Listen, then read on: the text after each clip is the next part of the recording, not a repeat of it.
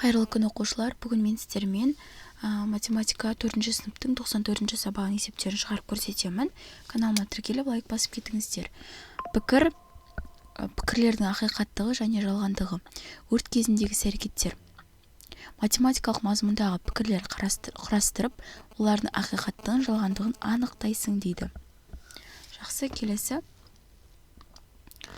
Пікірлерді оқып, олардың ақиқаттығы немесе жалғандығын анықта. Өрт кезінде 101-ге хабарлас дейді. Бұл бізде 101-ге хабарлас деген бұл ақиқат болып табылады. А деп қойын, ақиқат дегенді. Енді өрт кезінде үйде жасырыну керек. Жалған. Өрт жалпы үйде қалу бұл өте қауіпті, тез арада сыртқа шығу керек, иә? Өрт тілсіз жау. Ақиқат бұл өрттің кенеттен шығатын білдіретін тұрақты тіркес. Яғни мұны ақиқат болып табылады. Өртті өрт сөндірушілер сөндіреді. Бұл да ақиқат. Бұл деген олардың негізгі кәсіби міндеті. Өрт сөндіргіш құралды қол жетпейтін жерде сақтау керек. Жалған. Өрт сөндіргіш кез келген уақытта тез алуға болатын көрінетін жерде тұруы керек. Келесі, жалған пікірлерді оқы. Кез келген төрт бұрыштың үш төбесі бар. Бұл бізде жалған. Иә, төрт бұрыш болғаннан кейін оның неше төбесі болады? Төрт төбесі болады. Не, 1, 2, 3, 4 төбесі болады. Тонна ұзындықтың өлшем бірлігі. Жоқ, жалған, иә, ол салмақтың өлшем бірлігі. Иә, салмақтың өлшем бірлігі. 45 пен 10 сандарының қосындысы 54-ге тең. Қате, иә, 45 пен 10 сандарының қосындысы 55-ге тең. Әрбір пікірді екендігі жалған сөзмен аяқталатын жаңа пікірмен алмастыр. Қандай пікірлер пайда болды? Қандай қорытынды жасауға болады? Келесі, егер пікір ақиқат болса, онда теріс пікір жалған болады. Ал егер пікір жалған болса, онда теріс пікір ақиқат болады. Емес, екендігі жалған сөздердің көмегімен пікірлерді жоққа шығаруға болады. Бұл есінде сақтау керек нәрсе. Топтық жұмыс. Жоққа шығару ойыны. Екендігі жалған сөзімен аяқталатын пікірлер құр. Дельфин орманда өмір сүреді. Бұл бізде жалған. Иә, жалған. Дельфин бізде суда өмір сүреді. Жоққа шығар деп тұр. Демек біз ол жалған, ол суда өмір сүреді деп біз оны дұрыс пікірге қарай алмастыруымыз қажет. Әтеш ұша алады дейді. Бұл да бізде жалған. Әтеш ұша алмайды. Ол құс болғанымен ол бізде ұшпайды. Келесі, Алия балмұздақты ұнатпайды. Бұл да бізде белгісіз нәрсе. Ол ұнатуы да мүмкін, ұнатпауы да мүмкін. Яғни бұл да жалған болып саналады. 4 2-ге бөлінбейді. Бұл да жалған. 4-тің 2-ге бөлінбейтіндігі жалған. 4 2-ге бөлінеді. Тауықта 4 аяғы бар. Тауықтың 4 аяғы бар екендігі жалған. Театрда адамдар спортпен айналысады. Жоқ, театрда адамдар спектакль көреді. Жалған. Көріністер көреді. Мысық тышқанды ауламайды. Жалған. Мысық тышқанды аулайды. Ақиқат пікірлерді тап. Егер пікір жалған болса, жоққа шығар. 12 саны 2 таңбалы сан және жұп сан. Бұл бізде ақиқат. 27 саны 9-ға бөлінеді және 30-тан үлкен. 27 санының 30-ға бөлінетіндігі ақиқат, бірақ 9-ға бөлінетіндігі ақиқат, бірақ 30-тан үлкендігі ақиқат емес, жалған. Мынау бізде ақиқат, мынау бізде жалған. 36 мен 14 сандарының қосындысы 40-қа тең, жалған. 36 мен 14 сандарының қосындысы 50-ге тең. 80 мен 15-тің айырмасы 80 мен 25-тің айырмасынан кем дейді. 80 мен 15-тің айырмасы 80 мен 25-тің айырмасынан кем дейді. Мына жерде бізде 65 шығады. Мына жерде бізде 55 шығады. Мынау мынадан кем емес, наоборот артық. Демек бұл жалған. 14 және 25 үш таңбалы сандар. Жалған екі таңбалы сандар. 19 және 18 сандарының қосындысы 37-ге тең. Ақиқат. Кез келген төртбұрыш шаршы бола алады. Жоқ, кез келген тік төртбұрыш шаршы бола алмайды. Жалған. Кез келген тік төртбұрыш болғанда, мысалы шаршы деген ол тік төртбұрышке жатады, бірақ кез келген емес. Мысалы кез келген мынандай болуы мүмкін. Мысалы мынау шаршы емес қой. Ол мынандай болуы мүмкін, шаршы емес. Әр есепке лайықты сызба теңдеу құра. Қала мен ауылдың ара қашықтығы 210 км. Студент қаладан ауылға бару үшін алдымен 50 км/сағ жылдамдықпен жүретін автобусқа отырады.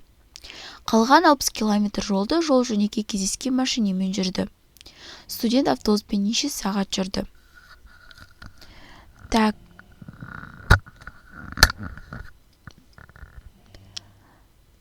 Әр есепке лайықты сызбамен теңдеуді таңда дейді. Бізде сызбамен теңдеудің мынаған келіп тұр. Міне 50 көбейтемін x қосамын 60 тең 210. 50 көбейтемін x тең 210 азайтамын 60. 50 көбейтемін x тең 150. X тең 150 бөлемін 50. X тең 3. Демек, ол автобуспен 3 сағат жүрді.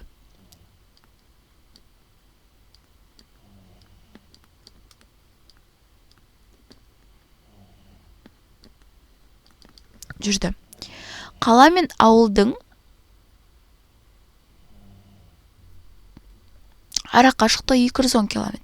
Студент қаладан ауылға бару үшін 50 км/сағ жылдамдықпен жүретін автобуспен 3 сағат жүрді.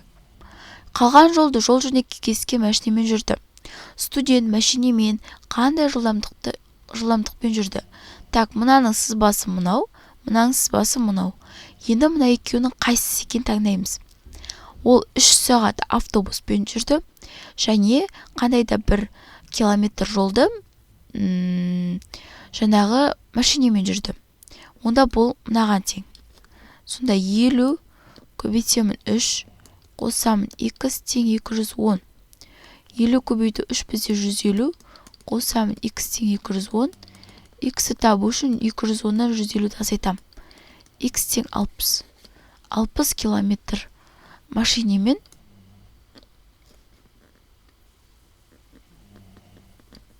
60 километр жол жүрді.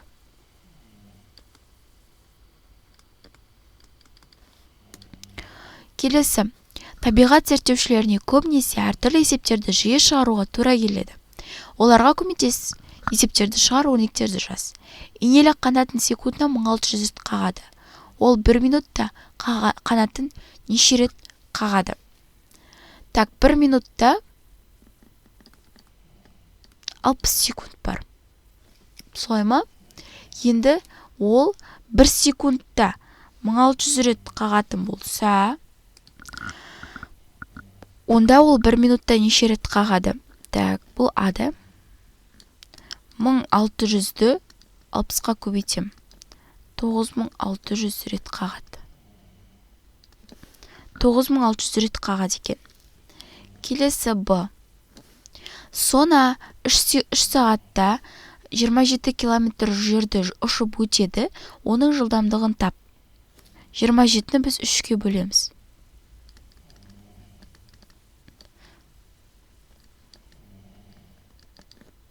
Сонда жауабы жылдамдығы 9 км/сағат. Келесі Б. Лашын 60 км/сағат жылдамдықпен ұшады, ал олжасын аулаған кезде оның жылдамдығы 5 есе артады. Лашының олжасын аулау кезінде жылдамдығы қандай? 60-ты 5-ке көбейтем.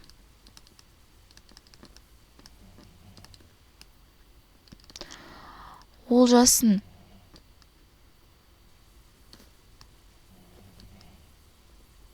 аулаған кездегі жылдамдығы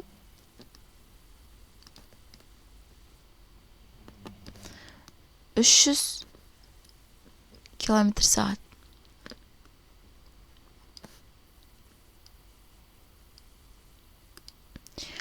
Есептеп дұрыстығын тексер дейді. 8602-ні 17-ге бөлемін.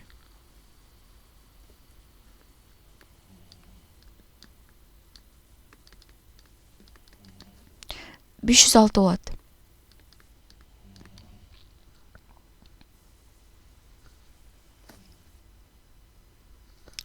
Так, 84420-ны 14-ге бөлемін. 6030 болады. 8925-ті 85-ге бөлемін. 105 болады. 973920-ны 24-ге бөлемін. 40580 болады. 947700-ді 45-ге бөлемін. 2160 болады. 958830-ді 31-ге бөлемін. 30930 болады. Так, 820680-ді 21-ге бөлемін. 39080 болады. 867720-ны бөлемін. 42-ге. 20660. 681850-ді бөлемін 65-ге. 65-ге бөлсем 10490. Ойлан және жауап бер. Так, шыншыл үнемі тек шындықты дұрысын айтады. Өтірікші үнемі жалған өтірік сөйлейді. Өтірікші мен шыншылдың амянында монеталар бар. Олардың не айтқан оқы және әрқайсының амянын тап. Мен амянымда барлығы 5 монета бар дейді. Шыншыл айтады. Барлығы 5 монета бар. Өтірікші айтады, менің амянымдағы ақша 100 теңгеден кем емес дейді. Аха. Демек, мұна амян. Шыншылдікі.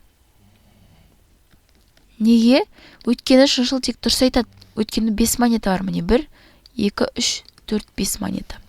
Ал менің амянымда ақша 100 теңгеден кем емес деп өтірікші айтып тұр. Мұна өтірікшінікі. Неге? Өйткені мұна жерде 105 теңге бар. Жоқ. Мұна жерде 95 теңге бар сияқты. Демек 100 теңгеден кем болып тұр, е? Сонда өтірікші айтып тұр екен. Сонда мына өтірікші, мынау шыншыл. Так, үй тапсырмасы. Әр пікірдің ақиқаттығын немесе жалғандығын анықта. Алдымен ақиқат пікірлерді жаз, содан кейін екендігі жалған сөзінің көмегімен жалған пікірлерді ақиқатқа айналдыр, оларды жаз. Так, қаңтар айында 32 күн бар.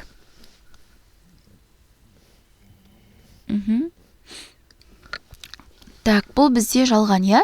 Қаңтар айында 32 күн бар екендігі жалған. Қаңтар айында 31 күн бар. Қаңтар айында 31 күн бар. Айында 31 күн бар. Келесі, мынау бізде жалған болды. Қайын жалпақ жапырақты ағаш. Так, қайын жалпақ жапырақты ағаш ақиқат. Ара жәндік ақиқат. 99 ең үлкен екі таңбалы сан. Бұл да ақиқат. 260 пен 70-тің қосындысы 320-ға тең екендігі жалған. 260 пен 70-тің қосындысы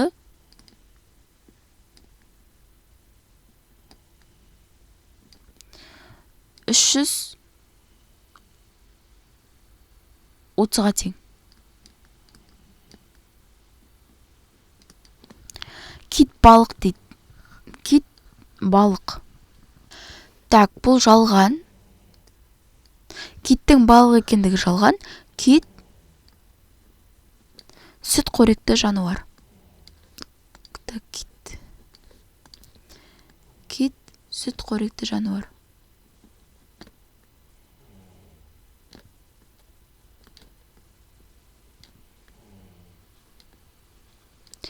20 саны 60-тан 2 есе артық. Ақиқат. Бүгін күн жарқырап тұр. Ақиқат. Осымен бүгінгі 94-ші сабағымыз аяқталды. Тіркеліп лайк басып кетіңіздер.